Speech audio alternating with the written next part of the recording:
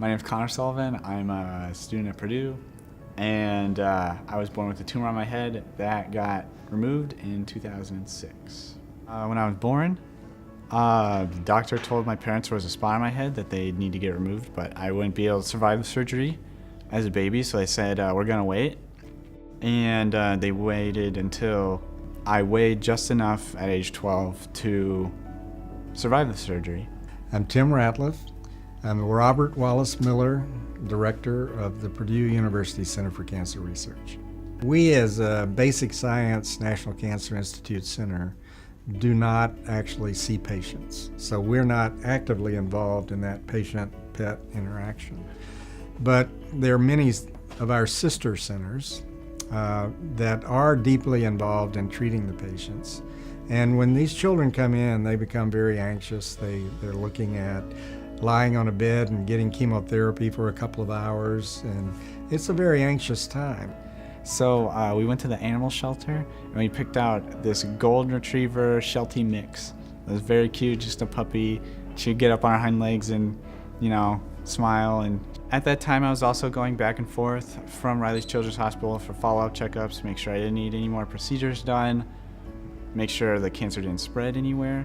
And I was also back at school. I had this big bunch of stitches sticking out of my head. I had to have stitches in my head for pretty much a half a year. And I had this weird hairnet thing going on. And it was kind of tough at school because I was, it was like, oh, where'd Connor go? Kind of. It was like, oh, where'd Connor go? Oh, he's back. He's got this hole in his head. And having that dog there the whole time, just keeping me calm, and it was a huge part in my recovery.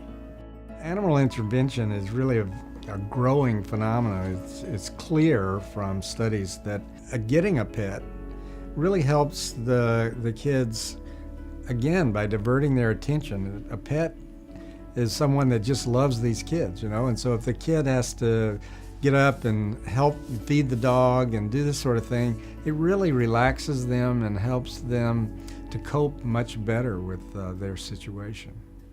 When you're in middle school, everybody's a little awkward, so having that extra layer of weird things going on, with the stitches and the bandages, kind of made it a little tough. So the dog was like a neutral party, didn't know that anything weird was happening, and it was really nice to come home and, have a really happy, smiling face.